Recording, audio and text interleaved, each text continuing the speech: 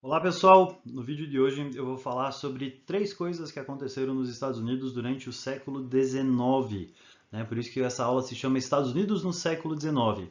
A gente vai ver a Marcha para o Oeste, a Guerra da Secessão e a política do porrete, a política do Big Stick. As três marcam os Estados Unidos no século XIX, beleza? Vamos lá.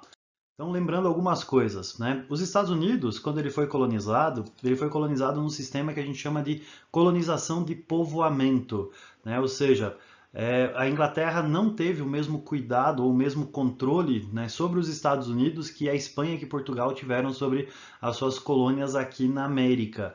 Então, os caras que foram para os Estados Unidos, as famílias que foram para os Estados Unidos, elas foram lá para morar como se aquilo fosse a sua nova casa. Mas não foi os Estados Unidos todos que foram colonizados, né? A região que foi colonizada é essa costa que a gente tem aqui do Atlântico, que é chamado de os 13 estados primitivos ou também as 13 colônias.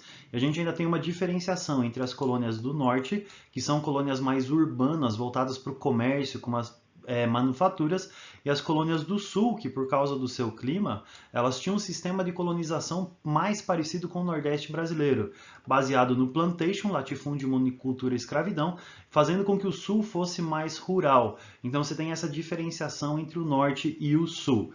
E os Estados Unidos foi o primeiro país da América a se tornar independente, né? Todo aquele processo, né, que você tem de independência dos Estados Unidos, iluminismo, festa do chá de Boston, guerra, declaração de independência. E depois da sua independência, os americanos eles desenvolveram uma doutrina que é chamada de doutrina Monroe. A doutrina Monroe é América para os americanos, ou seja, eles eram contra a interferência ou a influência dos países europeus em cima dos países aqui da América. Então, se os Estados Unidos tinha essa doutrina, né, de América para os americanos, fazia com que eles fossem os primeiros países a reconhecerem e apoiarem independências de outros países aqui da América. Então, um dos primeiros países a reconhecer a independência do Brasil, por exemplo, foi os Estados Unidos, por causa dessa doutrina Monroe, América para os americanos.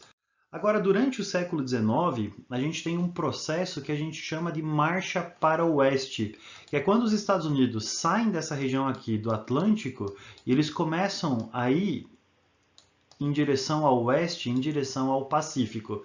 E existem diversas formas diferentes na qual isso daqui aconteceu, né? Alguns territórios os americanos eles compraram, né? Por exemplo, a região da Louisiana ela foi comprada dos franceses em 1803. Napoleão estava precisando de grana, eles acabam comprando a Louisiana de Napoleão porque ele precisava de dinheiro para custear as guerras que ele estava fazendo lá na Europa. Eles também vão comprar o Alasca. O Alasca nem aparece nesse mapa, ele está mais para o norte, depois do Canadá, que faz fronteira com a Rússia lá. Então você tem territórios que os americanos eles acabaram comprando. Existem outros territórios que foram conquistados, né? Por exemplo, existe o caso da República do Texas. O Texas ele pertencia ao México, mas em 1845, 1843 ele vai se tornar independente do México, vai tentar ser uma república separada, mas depois o Texas vai chegar para os Estados Unidos e fazer, a gente quer fazer parte de vocês nos aceitam?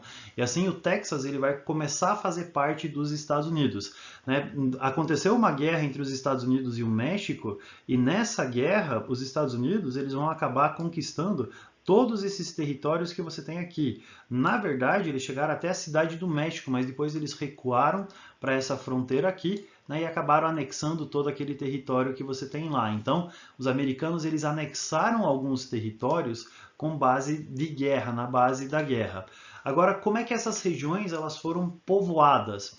Afinal de contas, esses territórios eles eram em boa parte ocupados somente pelos índios, né? As grandes planícies, por exemplo, que é toda uma região que você tem aqui no meio, essas regiões elas eram habitadas pelos índios, né? Essas regiões não tinham ainda o homem branco colonizando esse território. Então, uma das coisas que levou as pessoas a saírem do conforto aqui da costa do Atlântico e irem em direção ao Pacífico foi a descoberta de ouro. Em 1849, nessa região aqui, né, de São Francisco, você vai ter a descoberta de ouro, inclusive por causa disso existe o time lá de São Francisco 49ers, né, 1849, quando você tem a descoberta de ouro.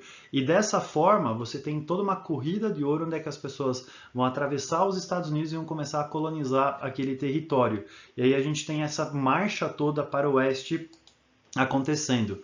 E nesse processo você vai ter a colonização partindo do Atlântico em direção ao Pacífico. Tem até uma história bem bacana na qual eles constroem uma ferrovia do Atlântico para o meio, do Pacífico para o meio, que era para se encontrar, para você ligar coast to coast, né, para você ligar o Atlântico ao Pacífico.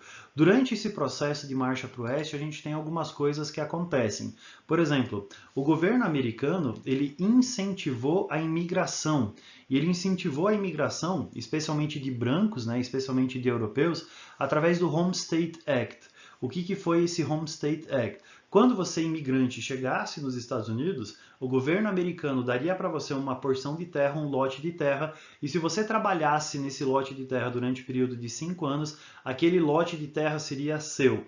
Isso foi uma forma de incentivar a imigração branca, de incentivar que os europeus viessem para os Estados Unidos através dessa promessa de terras.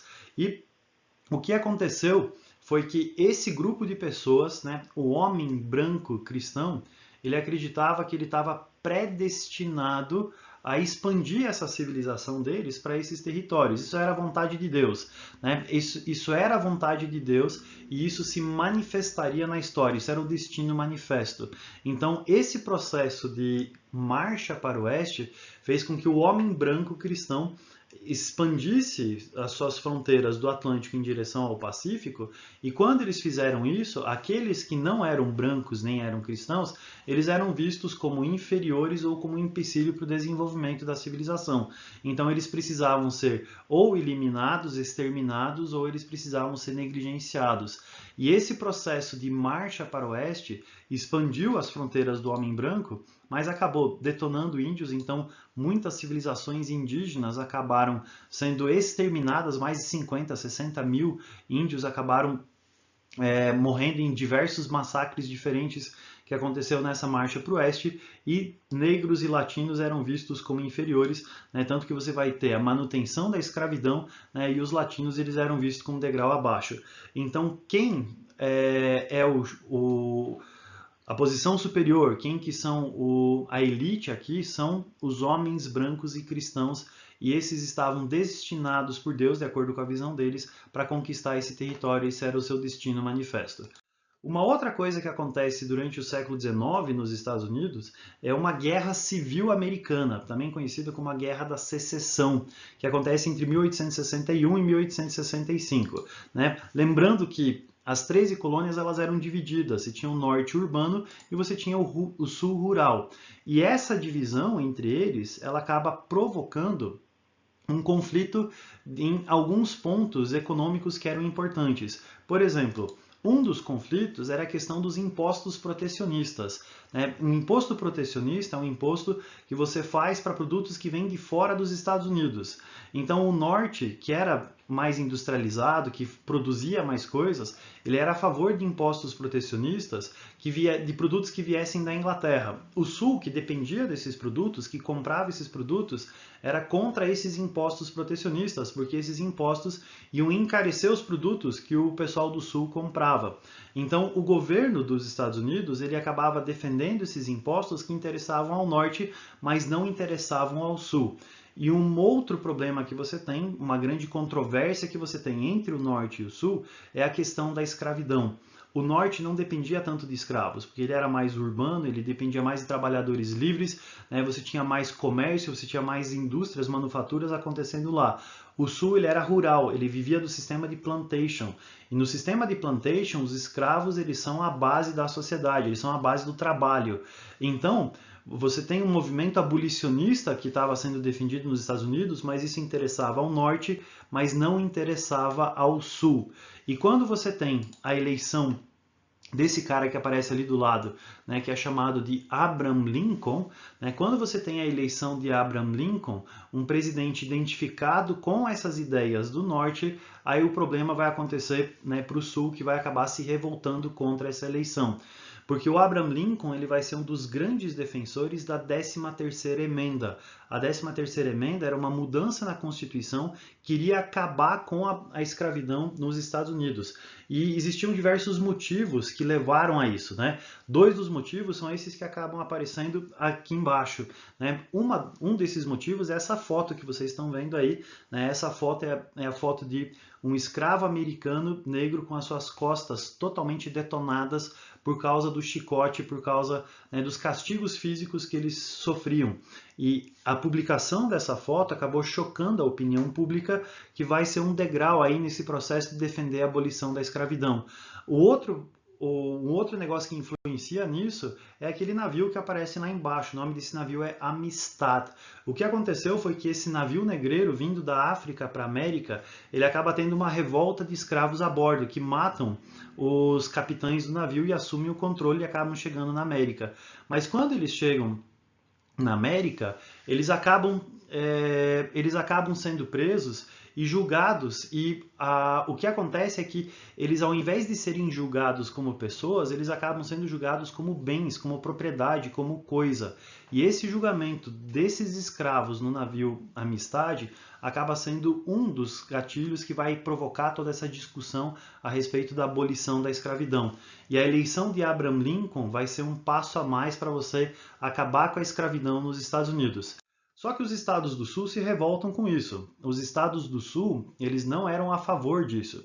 Então, com a eleição do Abraham Lincoln, eles vão se revoltar. Eles vão escolher um novo presidente para eles, chamado de Jefferson Davis. Eles vão criar uma nova capital para eles, que é a cidade de Richmond, no estado da Virgínia, e inclusive eles vão fazer uma nova bandeira para eles, que é essa bandeira que aparece aqui do lado, né, que é a bandeira dos Estados Confederados. E eles então vão se retirar dos Estados Unidos. Então você vai ter os Estados Unidos da América e os Estados Confederados, né, o pessoal do norte chamado de Yankees e o pessoal do sul que eram os chamados Confederados. E entre esses dois blocos, entre essas duas regiões diferentes dos Estados Unidos, a gente vai ter guerra, né? Essa guerra ela vai se arrastar durante um período de 4 anos. O Sul ele tinha melhores generais, né? O General Lee é um dos mais conhecidos generais, eles tinham mais soldados, eles estavam muito bem preparados em questão de pessoal para a guerra. Só que o norte, mais industrializado, ele tinha mais armas e ele principalmente tinha uma melhor malha ferroviária. Ou seja, ele tinha trens que conseguiam transportar os soldados e suprimentos de uma região para outra com mais facilidade. E por causa dessa diferença, principalmente por essa questão de malha ferroviária, o norte acaba vencendo essa guerra civil americana, que é uma das grandes marcas da história americana, né? Cerca de 2 milhões de americanos acabam morrendo durante esse período da guerra civil. Tá? Então, o norte vence, o projeto de nação do norte acaba se tornando o projeto de nação, né, para todos os Estados Unidos. Então, o norte venceu, aboliram a escravidão e brancos e negros viveram felizes para sempre. Foi isso que aconteceu? Não. O racismo continua, os negros em alguns lugares não eram considerados cidadãos, eles estavam um degrau abaixo, não podiam votar. Alguns ex-soldados do Sul acabam fundando a Ku Klux Klan, né, que era para perseguir, torturar e matar negros, e o racismo continua sendo uma marca muito forte dos Estados Unidos até os dias de hoje. E uma outra coisa que acontece durante o século XIX tem a ver com a política externa dos Estados Unidos, que a gente chama de política do Big Stick, ou política do porrete. Então os americanos tinham a doutrina Monroe, América para os americanos. Só que os Estados Unidos, especialmente na América Central, eles interferiam nos assuntos da política externa deles a favor dos seus interesses. Então, na América Latina, especialmente lá na América Central, aquele istmo que você tem em algumas ilhas, em alguns países como Honduras, Guatemala, Panamá, os Estados Unidos eles acabavam interferindo e usando o seu poder econômico e militar para fazer valer as suas vontades. Um dos exemplos que você tem é a questão do Panamá, né? Então, o que aconteceu no Panamá? O Panamá é uma estreita faixa de terra que você tem, onde é que você tem a porção mais estreita entre o Oceano Atlântico e o Oceano Pacífico. Então, interessava para os Estados Unidos a construção de um canal que interligasse os dois oceanos. Então os Estados Unidos eles vão interferir no Panamá para que o Panamá se tornasse independente da Colômbia e vão acabar assumindo o protagonismo nessa construção desse canal do Panamá. E muito disso através da coerção econômica, através da violência militar. Então a política do Big Stick é a política na qual os americanos, os norte-americanos, vão utilizar de força econômica e força política para fazer valer os seus interesses em algumas regiões lá da América Latina, por isso que ela é conhecida como a política do porrete. E também ela perverte um pouco a ideia da doutrina Monroe. A doutrina Monroe fala América para os americanos, mas na verdade era América para os norte-americanos, porque eram os Estados Unidos que tinham que mandar no pedaço.